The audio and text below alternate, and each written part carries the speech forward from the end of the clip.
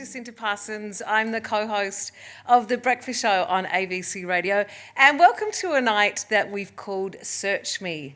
Tonight we're going to rock your socks off as our wonderful guest, who I'll introduce to you soon, takes us behind the internet curtain and into the world of big data. Before we go any further, I'd like to acknowledge that we're meeting today on the traditional lands of the Kulin Nation and pay my respects to their elders past, present, and to the elders of any other communities who may be with us today. I'd love to say that I'm happy to be here tonight to discuss this very illuminating book by Seth Stephens-Davidowitz, because I think I really am, but after reading Everybody Lies, I'm not sure I actually know truthfully what I actually think at all. Everybody Lies has had me question even what I think I think. Instead, I checked my most recent searches on Google to be upfront with you, because what we search on the internet tells us a lot about ourselves. My most recent search was, in fact, how do you find the most recent searches on Google? Followed by one word, bazooki. And then a search that might actually be helpful. Who is Seth Stephens-Davidowitz? Seth is an investigator, a sleuth, a human behaviour detective. He's worked as a data scientist at Google and a visiting lecturer at Wharton School of the University of Pennsylvania. You may have read his work as a contributing op-ed writer for the New York Times. He received his BA in philosophy from Stanford and his PhD in economics from Harvard. Perhaps most illuminating, though, is his bio from his early days. In high school, Seth wrote obituaries for the local newspaper, the Bergen Record, and was a juggler in theatrical shows.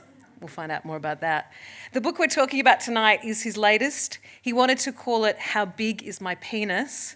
But thank good he didn't, as we would have had to bring up the fact that that's probably what I put most into Google myself. Instead, he settled on the more sedate but equally provocative title, Everybody Lies, What the Internet Can Tell You About Who We Really Are. Please make him very welcome, Seth Stephens-Davidowitz.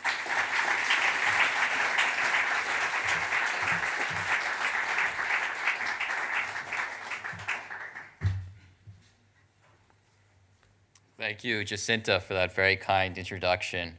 So the title, in case you're all confused, the reason for that potential title is because that's one of the top questions that men ask Google. How big is my penis? And it's like, how's Google supposed to answer that question, right? You got to find out in other ways. But thank you, everyone, for attending, and it's been an incredible trip to Australia and an amazing country. My research is about how you can't really trust what people are telling you frequently because people are lying, putting on a front, but you can understand them much more by the things they type into Google. That's the place people are really honest. I call it digital truth serum because people tell Google things that they might not tell anybody else, that they might not tell their friends, their relatives, their partners, sometimes themselves. So I'll start with one example. Since I've been to Australia, no fewer than 10 people have told me, the thing about Australians, we're really laid back. Unlike you Americans, we're really chill. You guys are all high-strung. We're a chill people. So I used my expertise to research this claim by Australians, and I found that Australia makes more searches than any other country in the world for help with anxiety. So despite your calm exterior or claims to calmness, there's a great deal of anxiety in this country. And I know that part of that is because there's been a big push correctly for mental health treatment in Australia, but even before that, and even taking that into account, there still have been more searches for anxious help, anxious symptoms, panic attacks, serious problems that maybe aren't always talked about and can make people a little uncomfortable. People don't necessarily admit there can be stigma around, but they tell Google that. So I started this research when I was a PhD student, and Barack Obama had recently been elected president of the United States. Do you remember when Obama was president? A very different world. There was this idea we lived in a post-racial society back in the day, that racism was a thing of the past, that Americans no longer judged people by the color of their skin. They no longer had problems with African Americans. So I discovered this tool, Google Trends, which allows researchers access to anonymous and aggregate data on what people search. And I was shocked, just blown away by how frequently Americans made racist searches. So again, if you asked people back in those days, it was, are you racist? No, of course not. Not me. Not in a million years. I'm not racist. If you ask people, did you care that Obama was black? People would say, no, not in a million years. But on Google, there was just this totally different story where millions of Americans were making searches, mostly for jokes, mocking and humiliating African Americans. They were searching for things like N-word jokes. You could imagine the mindset of someone making that search on Google. They were even searching things like N-word Obama in high numbers. Again, millions of these searches every year. And I did this research. When I first did it, people thought I was completely nuts. They're like, Google, you're going to use Google to understand racism. It was considered kind of a strange idea. It was very different from the methodologies we've traditionally used to understand people. And then in the recent Republican primary, there was a candidate who was doing some things that I thought were quite racist, Donald Trump. He started his candidacy by questioning where Obama was born, whether he was really born in the United States. He retweeted false statistics about African-American crime. He didn't repudiate support from a leader of the Ku Klux Klan. And some data scientists, they had remembered this research I had done on racist searches, and I had a map from all the racist searches people made where racism is highest in the United States according to this Google measure. And they had data on where Donald Trump was getting support in the Republican primary. They found it was the single highest predictor of anything they could ever measure in Donald Trump's support was racist searches on Google, higher than economic variables, higher than demographics, higher than any sort of attitude you could measure. So there was all this secret racism in the United States, millions of people making these nasty searches for things like N-word jokes that wasn't being captured, that was really drawn to a candidacy like Donald Trump. So yeah, all my research is horribly depressing, by the way. I should warn you up front that there is a darkness to this, but I hope I'll end on a little more optimistic note. So racism is kind of where I started, and there's this kind of blunt, nasty animus towards African Americans. There's also a more subtle prejudice that I discovered on Google searches. So I looked at the searches that parents make. So sometimes they ask questions about their sons. Is my son, or how can I help my son with? Sometimes they ask questions about their daughters. Is my daughter, how can I help my daughter? So I compared these two subsets of searches. What are they searching when they're Googling questions about their sons? What are they searching when they're Googling questions about their daughters? I think any parent in this room would like to think that those questions would be roughly the same. We don't like to think that we judge our sons and daughters differently, but we do. And when parents Google questions about their sons, they're far more likely to ask, is my son gifted? Is my son a genius? Much more likely to ask that of a son than a daughter. When they Google questions about a daughter, they're more likely to ask questions like, is my daughter overweight? How can I get my daughter to lose weight? I feel like I'm depressing everybody. No, it's important. We're going to end on a more optimistic note, I'm telling you. But first, we're going to talk about suicide, my next topic. But then we're going to get optimistic. I'm now doing research on suicide, which is an important topic. Also, a lot of stigma, a lot of stuff that we don't often talk about. But I think there really is important information in this data because a lot of people, and maybe this isn't surprising, a lot of people turn to Google when they're thinking of suicide. So they make searches like how to commit suicide, suicidal, suicide help. These are people in real trouble in life. And it turns out you can actually predict where suicide rates are going to be high based on the volume of these searches. So if more people are Googling how to commit suicide and similar searches, more people will end up committing suicide. So you could actually potentially use this data to know, okay, there are people in real trouble in this area. Maybe we should target resources here. Maybe we have a mental health problem. And I actually use this data. You can also understand anonymous data still, but what searches people make before they make a search for suicide. So that can kind of tell you, okay, what causes people to be so down about their life that they turn to Google looking for ways to end it. And I found the most common theme to searches before someone searches for suicide is health problems.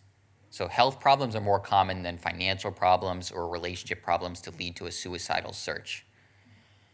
So I looked at what health condition is most likely to be followed by a search for suicide, and the answer was not surprising. Might even want to guess. Does anyone want to guess what health condition? Mental, I think someone said mental. Depression.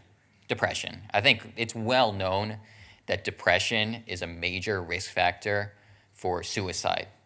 So I didn't find that surprising at all. But what I did find surprising, I found another disease that causes people to search for suicide right near the top, very close to depression: herpes. I know, really bizarre, right? I was like blown away by this. I'd never heard this before. And I think you'd never know this in a survey because people don't like to admit that they have herpes, that they're suicidal, or that herpes is causing them to think of suicide. But they admit all this to Google.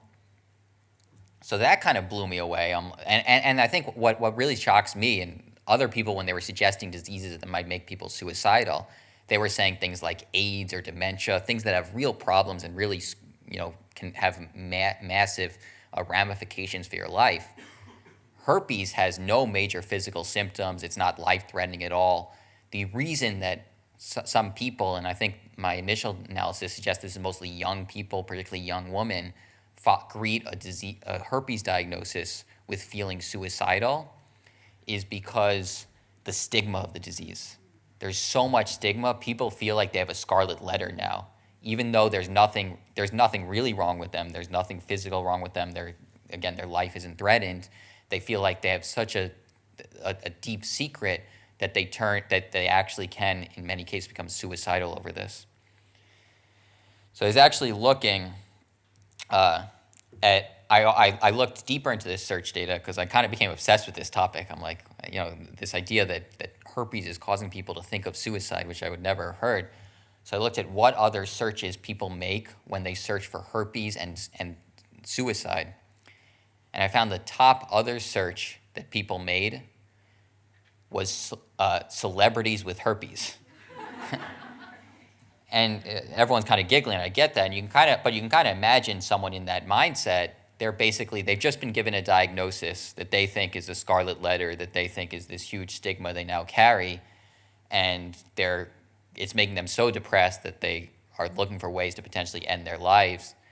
And now they're searching, okay, who are my heroes that also have this disease to maybe make me feel better about my situation? And people do this with many illnesses. If people search depression, celebrities with depression, if they get a diagnosis of anorexia, celebrities with anorexia, any kind of disease you can imagine, a very common search is looking for celebrities who also share this condition, presumably to make you feel better about having it. So I actually looked on Google the searches that people make. I looked on Google what happens if you search celebrities with herpes. And I found that pretty much every health condition, if you search for celebrities with that condition, you get a list of all these celebrities who openly say they have this condition, in part to lower stigma. So if you search celebrities with depression, you'll have a long list of celebrities who admit to their struggles with depression, celebrities with anxiety, people admit their struggles, celebrities with constipation, you'll have a list of 10 celebrities saying, I have this, it's nothing to be ashamed of. Celebrities with herpes, there was basically no celebrities who admit they have herpes. What you get is instead a list of about 20 celebrities who have been accused of having herpes but vehemently deny it. So now my big life project, again, it makes you giggle, but then when you think of the other data around this topic, that there actually are there are people, particularly young women, who are getting diagnosed with herpes, thinking of killing themselves, and searching for celebrities who share their condition, and this is what we greet them with, celebrities denying they would ever have such a horrible disease. My main life project now is to try to get celebrities to admit that they have herpes, which again sounds silly, but I think would actually save lives. And it's the type of thing you only see with this data that's just so unprecedented, this new window into people. And saving lives is, I think, a really powerful use of this data. And I'll give you another example. There's a study about pancreatic cancer. And they've found, researchers have found that you can predict someone, they've studied the search queries, the symptoms people search before getting a diagnosis of pancreatic cancer. And they found that you can predict with reasonable accuracy that someone in a couple months will have a diagnosis of pancreatic cancer based on the precise symptoms they search online. So for example, if someone searches indigestion followed by abdominal pain, that's a risk factor they've found looking at all kinds of data of potentially getting pancreatic cancer. If someone searches indigestion by itself or abdominal pain by itself or abdominal pain followed by indigestion, those aren't risk factors for pancreatic cancer. How many hypochondriacs do we have in the audience? I'm sure all of you are now going to think you have indigestion followed by abdominal pain. That's certainly what happened to me when I first read this paper. But I think that's really powerful. And that actually, those patterns of symptoms, the fact that those particular patterns are suggestive of pancreatic cancer was unknown to the medical community. There haven't been studies that have followed millions of people and seen the precise order of symptoms they search and what diseases they have later. So that raises all kinds of ethical questions that maybe we'll get into our talk or Q&A later. But how should search engines deal with the fact that they might know you have a disease that you're not going to know for a couple months? And pancreatic cancer is an interesting example because you can about double your survival rate by learning that you have it earlier. So does Google have an obligation to tell users if they make a particular string of searches that suggest they might have pancreatic cancer? Does Google have an obligation to potentially tell users that? I mean, it's not the most cheery thing to greet users on a website. You can imagine right below that fun button, Google, I feel lucky. You have in bright letters, oh, you might have pancreatic cancer. It wouldn't be the most fun thing to see on your internet browser, but it could potentially save lives. I think, I'd be curious other people's opinions and if people think through this. I think you should have an opt-in service where people should be able, if you want to know this type of thing, if someone like me, I would want to know, if they could mine using the searches of millions of other people, if they could figure out that I might have a disease, and if telling me would potentially improve my odds of being cured, I definitely want to know that information, and I'd opt in to get that information. But other people might have different opinions. So I'll give one more example of how we can use this data to help improve the world. So I talked a lot about racism and prejudice and how much information there is online, and a lot of that was dark and depressing, in part because there's nothing we could really do about it. So yeah, there are all these Americans searching for N-word jokes, but what do we do with that information? Just get sad about it, get depressed about it. I think you can actually use this information to ultimately improve the world, to lower hatred, to lower animosity. And there's an example of a study I did with anti-Muslim attitudes. So a small number of people, these are not the average person, the average American, this is a study of America, but a not trivial number of people make really, really nasty, angry searches about Muslims on Google. Disturbing, hateful stuff. They search, kill Muslims, I hate Muslims, Muslims must die. Again, these are kind of maniacs. They're people who are just, really feeling angry and weird and it's typing things into Google. Why are they even telling Google that? And you might say these searches are so weird. A search for kill Muslims, for I hate Muslims. Do we even care? We do. It turns out when there are more of these searches, when more people are searching kill Muslims and I hate Muslims, there are more hate crimes against Muslims. So more Muslims are beat up, more mosques are attacked, more Muslims are even killed when people are making these searches. And there was an event in December 2015, I don't know if anybody remembers it. It was an attack in San Bernardino, California, where 2 Muslim Americans shot and killed 14 people. And immediately after this attack, there was an explosion of these angry searches on Google. So the top search with the word Muslim in it after this attack, after it was announced the names of the shooters, was kill Muslims. So people were just furious and angry and enraged, and you could tell in the Google searches that people were making. And this was back when Barack Obama was president. So America had a president who wanted to lower hate, not increase hate. And he, I think, knew that there was a problem with anti-Muslim attitudes, and he wanted to do something about it. So he decided to give a speech. And the speech was nationally televised. It got a lot of attention. And I was a big Obama fan, full disclosure. I thought it was a great speech, one of Obama's better speeches. He said how we have to remember it's our responsibility not to give in to fear, to appeal to freedom. Obama said it's our responsibility to love everybody, no matter their religious background. He said it's our responsibility to let in everybody, no matter their religion. So I looked at Google data. It can be broken down minute by minute.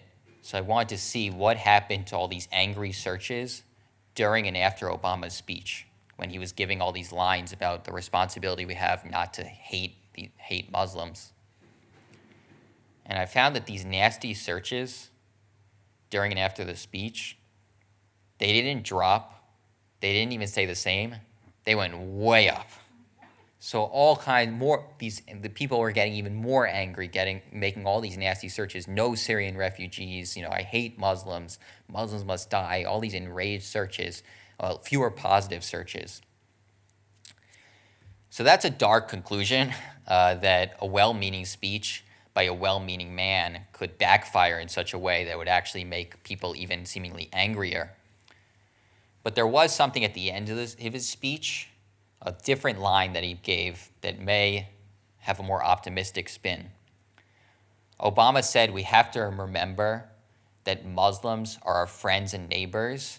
They're our sports heroes, and they're the men and women who will die for our country. They're our friends and neighbors, our sports heroes, the men and women who will die for our country. Seconds after Obama says this, searches Muslim athletes, Muslim soldiers. In fact, the top descriptor on Google of Muslims for the first time in many years wasn't Muslim terrorists or Muslim extremists. It was Muslim athletes followed by Muslim soldiers, and those kept the top two spots for days afterwards.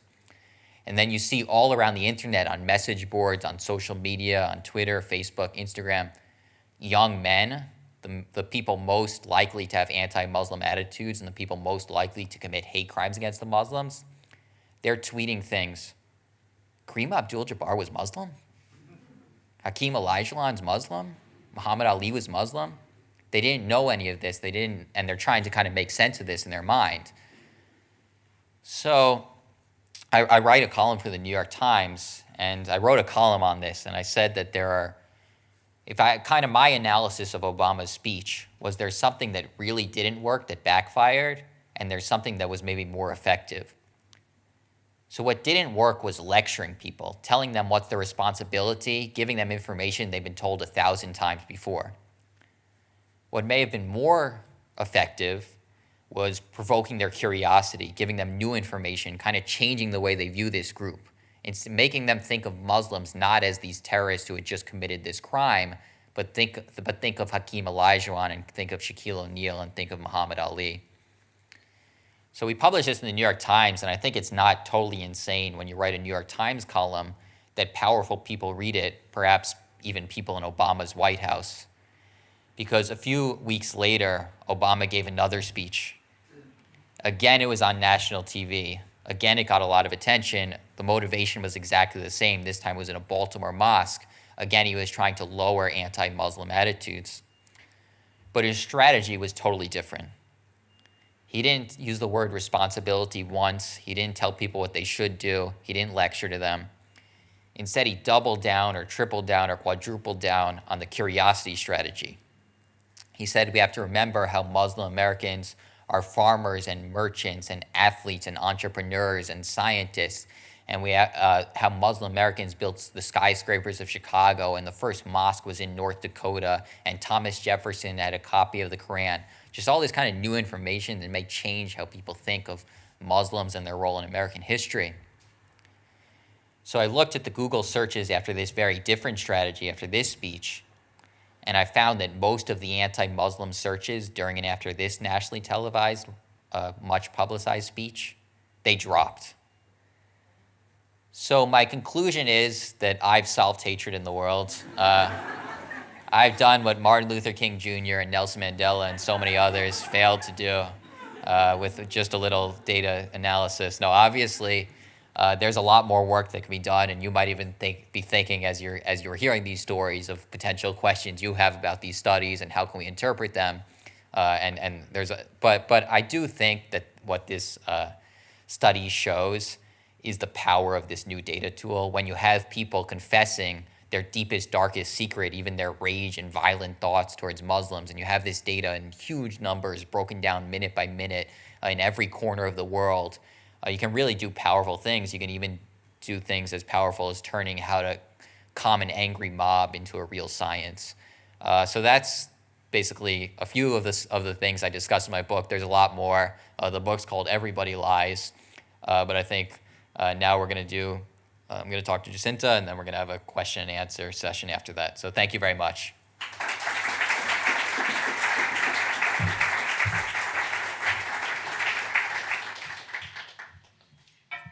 You can stay there if you like. I was going to bring my water, but there's water. Got water.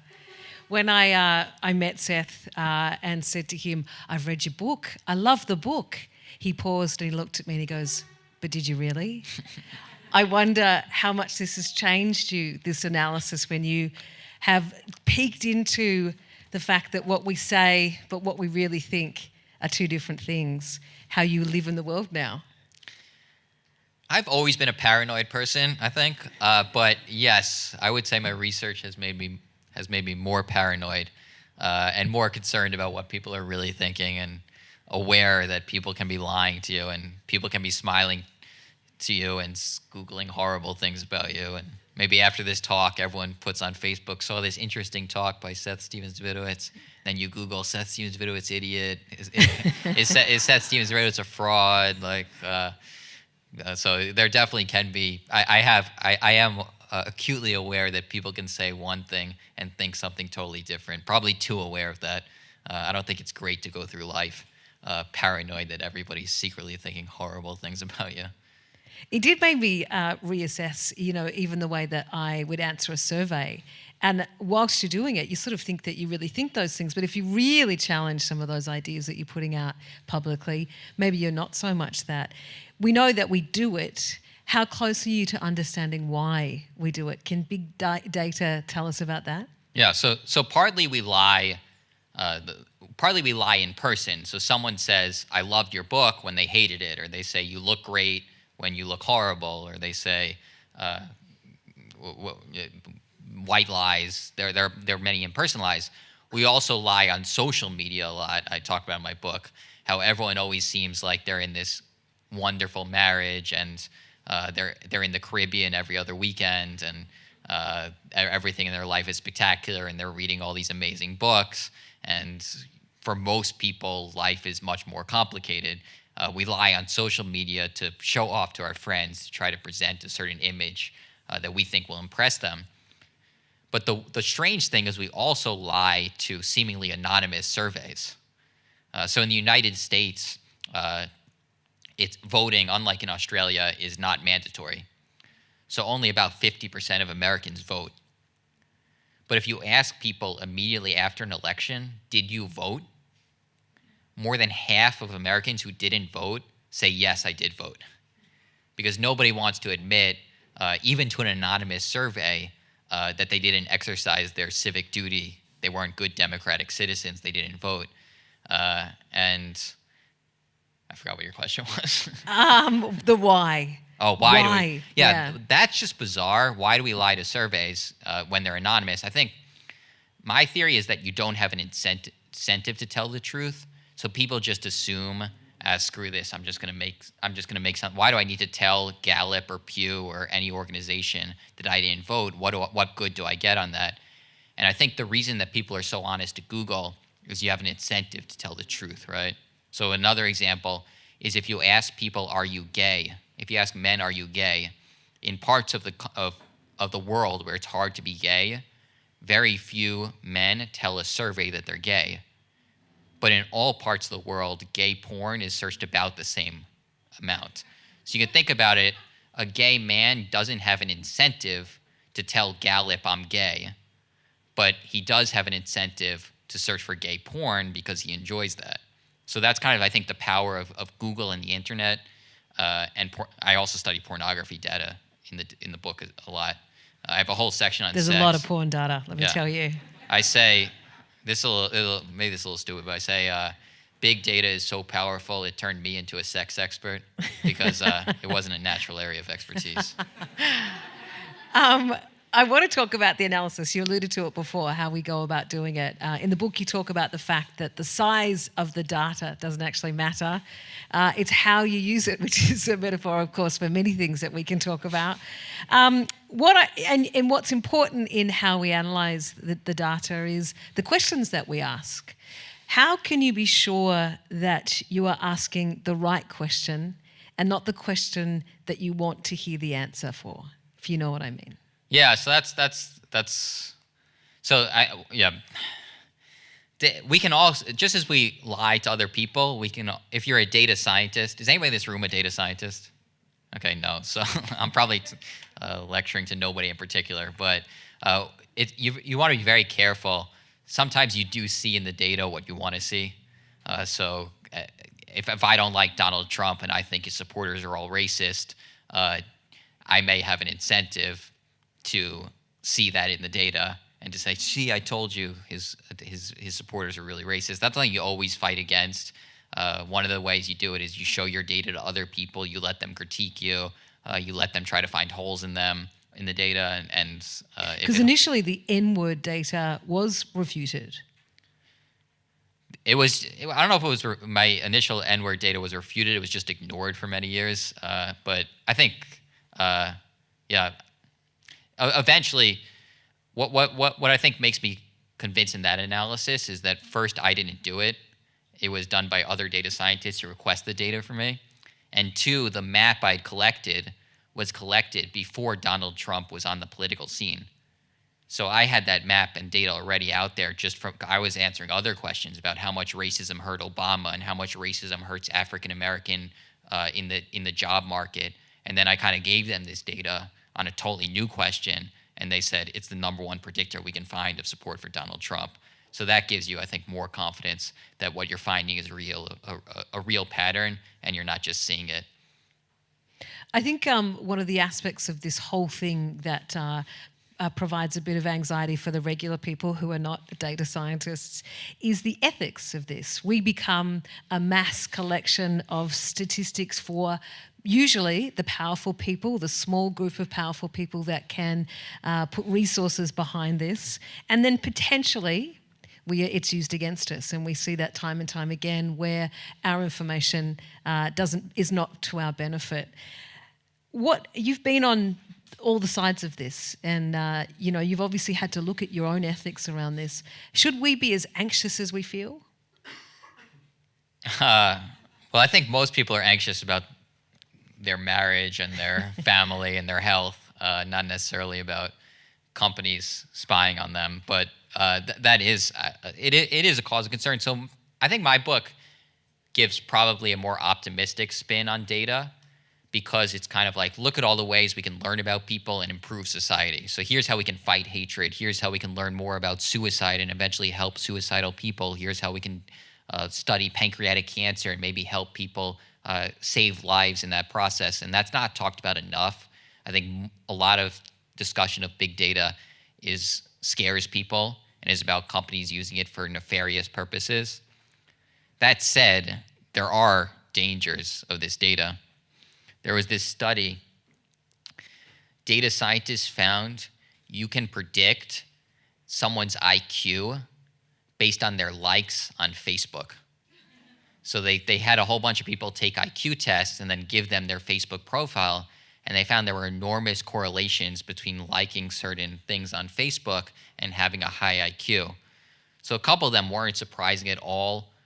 One of the top correlations one of the top predictors that you have a high IQ is if you like Mozart on Facebook, which okay, I think there's a stereotype that people who like Mozart or classical music tend to be a little bit smarter on average. I don't like classical music, so no offense to anybody in this room who's not a Mozart fan. But then another of the top predictors of having a high IQ is if you like curly fries. And it's obviously totally random, bizarre. There's nothing about curly fries makes you smarter. It's just the curly fries population is not identical to the curly fries liking population is not identical to the curly fries hating population. And for whatever reason, it turns out that curly fries fans are on average smarter.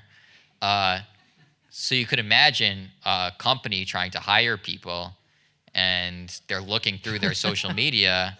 What experience have you had? And do you like curly? Would you like a curly fry? You Yeah. always say no. Yeah, and it's kind of like that would be. I think we might giggle, but I think everybody would agree that's a frightening development potentially. That you could be judged based on arbitrary things about you that data scientists or artificial intelligence or machine learning algorithms have found predict that you're likely to be a slightly worse employee, and you're not even aware of it. You don't know why you're being punished, but the algorithms basically are finding correlations that you're totally oblivious to that are making predictions about you that may be totally wrong. I'm sure there are plenty of curly fries hating geniuses out there. There are plenty of Mozart hating geniuses out there. And I think we want to make sure that such people are not punished as data and algorithms more and more dominate our lives. Is that then a core issue as well, that this is a predictor when we are a collective mass, but on the individual, it's kind of impossible to apply the same theories? Yeah, I mean, it's always been a problem, right? So if you go to a job interview and you say you've been out of work for 3 years, the employer may say, group you. You may have a great reason for it. It may say nothing about your ability to hold or to hold a job, but the employer will judge you negatively and say, people who are out of work for 3 years maybe aren't going to be the best workers. So it's not an entirely new problem, but it's definitely, I think, going to get worse because of all the information that they can use. That it's not just simple facts about you that they can find that you would include on your resume, but just basically anything you do as you go through life, because we leave all these traces on the internet. What struck me about the book and hearing you tonight is that we tell the internet secrets and ask questions we dare not utter to other people. So we will, not often type into Google, what do you do when you love life so much? We're not finding the information around the banalities of our joy. We're seeing this darkness and we're looking at the world that way. Are there ways to mine data to actually find out what inspires us in that positive way? Yeah, I think they're definitely.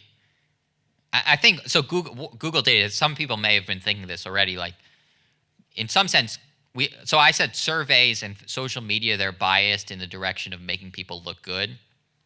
You could say that Google data is biased in the direction of making people look bad, because you don't tell Google, oh, I'm doing great, my marriage is great, my life is great. You kind of turn to Google more when you're in trouble, although some people do. One of the strangest things about Google search data, we think that you turn to Google when you have a question. So you search something like, what's the recipe for apple pie, or what's the weather in Sydney, or what? How do you make a fidget spinner? Which was our number one search, wasn't it, in 2017? How to make yeah. So those questions I think make sense, but then a surprising number of people turn to type sentences into Google. So you say things like, I'm lonely, or I'm bored, or I just turned 40 years old. And it's like, why are you telling Google this? And I think the what I suspect is that we're in such a habit of confessing our secrets to Google that we treat it almost as Catholics treat the confessional box, where there's something just so comforting about just spilling our guts to Google that we just put these complete sentences. And sometimes people do type something really nice. They type something like, oh, one of the top search about my boyfriend in Australia is I love my boyfriend.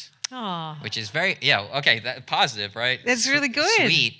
And it's also like, why are you telling Google that? What are they going to do? Congrats. What does Google do when you tell Google that you love your boyfriend? I don't What know. comes up? I'd have to look. But although, somebody suggested maybe like the boyfriends are typing that, thinking that's what their girlfriends are typing, seeing like what comes up. I don't know. I don't know about that. But it is interesting that these complete sentences that people type into Google.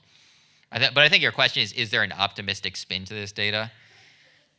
And one thing that's also, so partly we can use it, to study what makes people more charitable, that they make those searches on Google. There's also, because the data is so dark, sometimes the absence of Google searches can be a positive. So I said I'm kind of a paranoid person, and I'm Jewish. I've always been a little nervous that people in the United States are secretly judging me because I'm Jewish. So, and I said that on Google, if an African American in the United States was worried that white people, while they're smiling to him and being nice to him, many of them are secretly going to their computer and doing things like search for N jokes, he would be absolutely right in his paranoia. It's not true for Jewish people. So I looked at the data. There aren't millions of Americans searching negative jokes about Jews or searching stereotypes about Jews. There are a few maniacs in certain parts of the country that have violent thoughts towards Jews. But I'm pretty confident, based on this data I've looked at, my neighbors are really not anti-Semitic, which is comforting. And I, if I looked at a survey data and it said people in New York don't think anything bad about Jews, I could say, well, everybody's lying to surveys, so I can't really trust that data. But because people are so honest on Google, because they make all these nasty searches, I really can trust that my neighbors are not secretly judging me for being Jewish. What's surprising too is that this data seems to be so, it has so much richness to it. It could be so informative, but it's really not being taken up by as many organisations or governments that you would think. Why is there a resistance to it, and why are people still using those very traditional models of data search? Yeah, well, more and more people are starting to use these new data sources. They are looking more at social media data. They are looking at Google searches. Take-up hasn't been as quick as I'd expected. I think change happens slowly. Another thing I want to emphasize is that I'm not saying that surveys are entirely useless as a measure of what people are thinking or what people are going to do. I think they have major problems, and one of the main problems is that people can be dishonest to surveys, but they still sometimes do have some information in them. So I'm not saying we should, and I'm not saying we should totally replace surveys and just use Google search data. It's also sometimes hard to make sense of Google search data, exactly what every search means. Can you figure out what candidate someone supports based on the Google searches they make? It's not entirely clear, because sometimes people search for Donald Trump because they love him, and sometimes people search for Donald Trump because they hate him. So it can be difficult to know exactly how to analyze this data. And there is value in surveys where you can just ask people directly, do you like Trump? Are you going to vote for Trump? That you can't necessarily have that kind of clarity when you're analyzing a strange, wild data set like people's searches. Have you got a theory around why our opinion polls and, some of the polling around elections became so unreliable? They were far more reliable in the past, it seems. There seemed to be a real shift recently. Well, part of the problem is lying to surveys. Another part of the problem is that people stopped answering surveys. So response rates in surveys are now under 10%, which is mind-blowingly low. People are always like, when I say I study Google data, like, but everybody doesn't use Google. But everybody doesn't answer surveys either. So, there are ways that survey scientists deal with this problem. They try to weight the data in certain ways to make it more representative, but it's becoming harder and harder as fewer and fewer people answer surveys. We're about to throw it over to you, so I'm sure you've been brewing up some great questions. The final one I want to ask you is, what has been the greatest use of data for yourself? Was it the analysis on whether people read the final chapter of a book? Oh, yeah. I conclude my book, Giveaway, by explaining how nobody actually finishes books. And you can really tell. He So didn't really put enough time into it, I gotta say. They found this by analyzing Amazon Kindle data, so they can look at how far people make it to books, and it turns out basically for serious intellectual books, like I think my book is, the numbers are like 5%, 6% actually make it to the end of them. So that was useful information in that I was struggling forever trying to finish my book, and on the verge of a total nervous breakdown, looking for that perfect conclusion. So it was comforting to know that nobody was going to read it anyway. And I've actually told this to a couple of friends of mine who are also struggling to finish their book. Just write whatever. Nobody's making it to the end anyway. And on a more serious note, what is your hope for the use of data going into the future? I mean, obviously we're talking about herpes. It's a serious something that you've actually cottoned onto. Is there other aspects of this that you can see significantly important? Yeah, it's the stuff I talked about. I just think we can really have much better insights into major problems in society. So like people who are suicidal.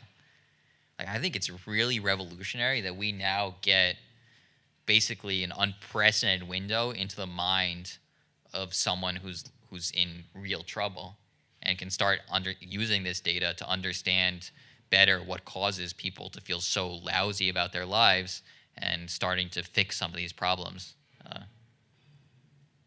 And hopefully someone can use this data to get Trump out of office too. That would be nice. Absolutely unbiased book. So we're going to open it up to you guys now. Put your hand up if you would like to ask a question, and our wonderful Wheeler Centre assistants will find you. We have one here. Hello, Seth. Thank you very much. This mine, just really very interesting. I just want to know, how do you get access to the information? You're a data scientist, and I understand you work for Google, but does the average Joe have access to this information? Some of it. So there's a tool called Google Trends, which is public and gives you search data, tells you where searches are made, when searches are made. I caution you that if you go to that website, you're going to be confused and not know what it means. But I actually have on my own website, SethSD.com, kind of best practices for using that data set if you want to get access to the data. But some of the data I analyzed in the book, I worked with companies. So I said there's a whole section on sex. That was using data from Pornhub, and they gave me their data, anonymous and aggregate, of what people search for and what people watch around in different parts of the world. So some of it is working with companies to get data that isn't publicly available, but a lot of it is based on publicly available data, although you do need some training in statistics or computer science to make sense of it. Thank you. Next question. Hi, you had mentioned that indicators of high IQ, and you mentioned liking Mozart and liking some sort of French fry or something. But how did you determine which people in Facebook had high IQs? I mean... So let me clarify. Can everybody heard the question? Okay, so this study wasn't by me. It was by other scientists, and they recruited a whole bunch of subjects and gave them IQ tests, and then also had them download their Facebook data and give them the Facebook data. So it was an offline IQ test compared to their online Facebook data, and they saw what correlated most strongly with having a high IQ. The next question I have is, I can remember when I was in school that we had a certain amount of instruction about learning how to read critically and understand rules of logic and fallacy and so on and so forth. Do you think, or would you advocate for educational courses to teach people who are now very much using the internet as their information sources to be better and more critical in their searches? Yeah, I'm not sure I'm the one to answer that question, just because I'm not sure that's really my area of expertise, kind of what's true and what isn't true on the internet. I kind of suspect there is a problem that people are having a hard time distinguishing truth and false, true and false things on the internet. Although I also suspect, so you see this in the internet, there's a huge, the level of search volume for conspiracy theories initially shocked me. So it's like, I don't know if people remember, again, most of my examples are American just because I'm American, but there was a shooting in Sandy Hook, Connecticut. And I think the day after, the top search about the shooting was Sandy Hook hoax. And it was just, everyone was convinced this was a conspiracy. They made it all up. They were looking for information that it was actors who had done this. And I think there's this idea that the internet has made people more drawn to conspiracy theories. I don't know if that's true. My understanding of history is that people have always been drawn to conspiracy theories. If Google data existed after the moon landing, I would imagine that one of the top searches would be moon landing hoax. So I think if anything now maybe we're learning a little more about what makes people so drawn to conspiracy theories, but I don't know that it's made things worse. So maybe my answer to your question would be that there probably should be a course on how to know what's true and what's false, but maybe there always should have been a course on that. I don't know if the internet makes that more necessary than ever. Than previously. Thanks for your questions. I've got more hands going up. Hey, so just around your paranoia, I'm just This is his therapy session. I'm just wondering, don't you feel paranoid that Google knows so much about you? Because they pretty much access your Google Sheets, Google Docs, Google what you Google. Yeah, so the question is, am I nervous that Google knows so much about me, since I know just how revealing some of this information is, the secrets that people leave in their Google searches.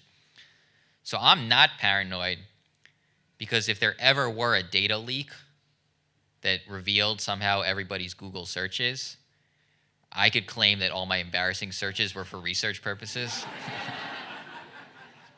I think I'm maybe the only one on the planet who could make that claim. But no, more seriously, I think, so to clarify, the data that I analyze is all anonymous and aggregate. So I don't know what anybody in this room is searching. I just know, I don't know that any particular person in Australia is searching for anxiety. I just know that Australians in general make more searches for anxiety than any other people. So I think that I think that Google knows that its users use it thinking their secrets are safe, and they would not use it if they didn't think their secrets were safe. So Google has hundreds of billions of dollars of incentives to protect the user data, to make sure that this data doesn't leak. And they have some of the best computer scientists in the world protecting that data from leaks or hacks. I'm actually more nervous when I go to smaller sites, because these sites can't devote the resources that Google can to protecting user privacy. So I don't know if people remember, a couple of years ago, there was a leak from Ashley Madison. It was a website that encouraged people to cheat. The tagline of Ashley Madison was "Life short, cheat." So a bizarre site, but it had it got millions of Americans to sign up. I think about 99.99% of them were men, but nonetheless, millions of Americans and people from around the world signed up. And then there was a data breach. An employee who was angry at his boss released a data set of all the members of Ashley Madison. The members, when they signed up, when they included their email address, thought they were being completely anonymous, thought their secrets were safe, and it turned out they weren't. I think that's more likely to happen with a site like Ashley Madison, which is smaller and doesn't have the same computer science talent to protect user privacy than it is with Google or Facebook. Even the Facebook leaks, the well-publicized Facebook leaks, if you read about Cambridge Analytica, how Facebook was leaking your secrets, all Cambridge Analytica really knew was things about you that you publicly put on Facebook, the things that you like Mozart or you like that you like curly fries. For reasons we discussed, it's not great that companies know this information, but it's not like they revealed your deepest secrets on Facebook. They didn't reveal, for example, the profiles you click on, which I think people would find much more embarrassing. But Facebook has a large incentive to make sure that that data was never leaked or revealed, because people would use Facebook a lot less if they felt like that information, those embarrassing secrets that you give them, were ever to be revealed. Thank you very much. Ethical that Google keeps all that information? Do you think that's ethical? Do I think it's ethical that Google keeps this information? Well, I think that some of the information could be used for scientific purposes, to understand what is a sign of pancreatic cancer or what makes people suicidal. I think that definitely is ethical. I think GDPR. How many people are familiar with GDPR? Okay, so there's a policy in Europe that limits how much data companies can collect about you and has to inform users more about what data they know about you. I think that was a good policy. I think that's right. I think companies have been probably too powerful and haven't had enough regulation because these tools, data science, artificial intelligence, machine learning are so powerful, and because you leave so many secrets on these sites, I think regulation is fair, and that Google and Facebook probably haven't been subject to enough regulation. And just quickly too, we're saying it's not going to happen, there's so much protection around Google information. To say it did, there's more than embarrassment at stake. What is at stake? What could be the manifestation of something like that? A manifestation of a leak from Google of our stuff? So I really think it's not going to happen, just because I know. I don't think. I think people would be surprised the extent to which Google prevents this individual data from even being shown to employees. Like, an employee at Google cannot know anything you do at Google on Google sites. It's not like they really understand that these are powerful. That this is personal data, and that it has to be protected. So, I don't work at Google, so I have no incentive to say that Google's a great site and you should all use it. But I would be pretty shocked if there were ever a major data leak from Google. I think I wouldn't be shocked if there were a data leak from Pornhub, just because again, it's a smaller site and it doesn't have quite the infrastructure and the talent protecting the information. And it's also a matter of incentives. Again, Google is worth hundreds of billions of dollars. If they had a leak, it would cost the owners of Google hundreds of billions of dollars. They know that.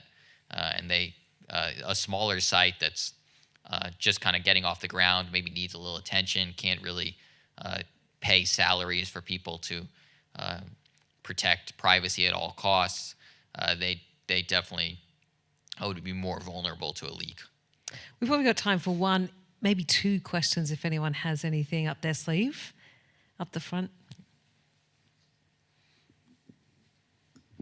I just would like to know, you're making the assumption that what people put on Google and Facebook is valid and real, but it might not be. So your analysis of that data is effectively, nah. Well, no, I said Facebook data is totally fake because I've actually looked at the data so you can compare. So for example, you can compare what hotels people stay in to what hotels they check in on Facebook. And of course, like a motel and a 5-star hotel get about equal number of visits, but the 5-star hotel, people are 3 times more likely to check in saying that they're a 5-star hotel. And I also did a study on how people describe their husbands on social media. And the top descriptors on social media, if people are posting my husband is the best, amazing, awesome, so cute, adorable. And I compared that to Google. And when people type my husband is on Google, it's my husband is a jerk, so annoying, mean. So it's kind of interesting that these two sources yield such different portrayals of marriage. And I think this gets your point. I'm not saying that Facebook's view of marriage is wrong and Google's view of marriage is right. I just think that based on the incentives you give people, you get different information. So I think Google does have an incentive, because of the incentives Google gives people, Google does tend to give a biased negative view of life. Facebook, because of the incentives it gives people, tends to give a biased positive view of life. So basically when you're analyzing data, you always have to keep in mind, just exactly as you said, this might be not a full picture of someone's life. This is a limited picture based on the incentives you're giving them. Now, I don't know if he's going to believe us, but I think we had a really lovely evening this evening. Thank you very much, Seth, for joining us.